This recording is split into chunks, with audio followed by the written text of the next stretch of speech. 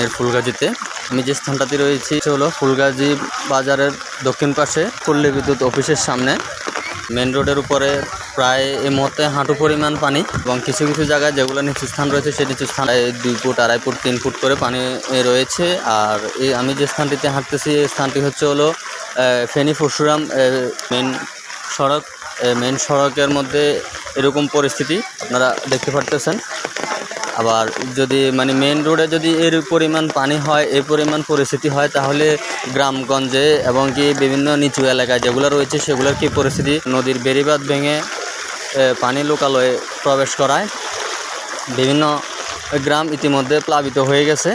আমরা 2024 সালের যে ভয়াবহ বন্যা আর মুখোমুখি হয়েছিলাম ফুলগাজী উপজেলাবাসী এবং ফেনী জেলাবাসী, তেমনই একটি আমরা আভাস পাচ্ছি। আপনারা সবাই আতঙ্কিত না হয়ে সবাই সচেতন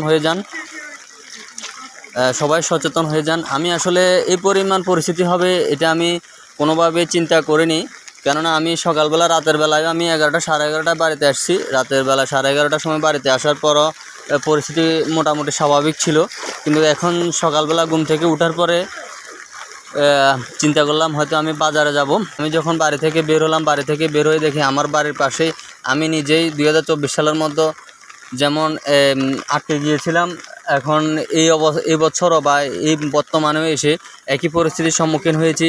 যেটা আমরা হয়তো আর কিছুক্ষণের মধ্যে যে পরিমাণ পানি বাড়তেছে দেখতেছি, কিছুক্ষণের মধ্যে হয়তো আমরা নিজেরাই যে অবস্থানে রয়েছি সেই অবস্থানে আমরা সবাই আটকে যাব, এবং কি হয়তো আমরাও হয়তো অন্যদের সহযোগিতা ছাড়া আমরাও হয়তো জানি না আল্লাহ আমাদের জন্য কী রেখেছে।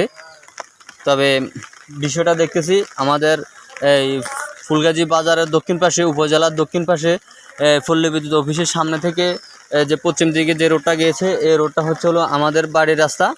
আর আমি বের হয়েছিলাম, কিছু হয়তো কেনাকাটার প্রয়োজন ছিল, কিছু খরচের প্রয়োজন ছিল, সেই খরচগুলা করার জন্য বের হয়েছিলাম। তো বের হয়ে দেখি পরিস্থিতি আসলে খুবই খারাপ পরিস্থিতি হয়ে গেছে।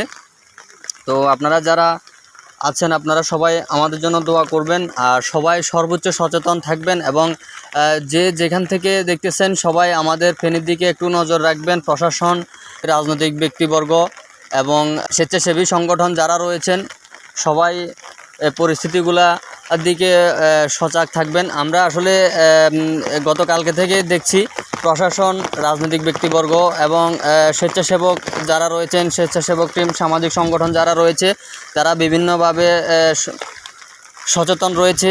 তো আপনারা সর্বোচ্চ কে কোন জায়গায় কোন অবস্থার মধ্যে আছে আপনারা জিনিসগুলো একটু লক্ষ্য রাখবেন এবং সব দিকে খোঁজখবর নেবেন, যাতে করে কোনো প্রকার মানুষের জানমালের যাতে কোনো প্রকার ক্ষতি না হয় সেই জিনিসগুলো আপনারা লক্ষ্য রাখবেন। ইতিমধ্যে কিন্তু আমরা যে জিনিসটা লক্ষ্য করতেছি আসলে মানুষের ইতিমধ্যেই অনেক হয়তো মানুষ হয়তো এখনও স্বাভাবিক থাকলে, সুস্থ থাকলে, কিন্তু মানুষের বিভিন্ন ধরনের ক্ষয়ক্ষতির সম্মুখীন হয়ে গেছে ইতিমধ্যে।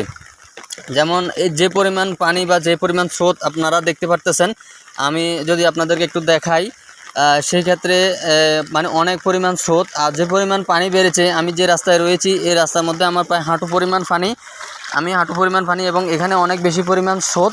তো এখানে হয়তো কিছুক্ষণের মধ্যে আমি এখান দিয়ে 10 মিনিট আগে গিয়েছি দোকানে, তো যাওয়ার সময় যে পরিস্থিতি দেখেছি তখন পানি আর একটু কম ছিল, 10 মিনিটের মধ্যে পানি অনেক পরিমাণ বেড়ে গেছে।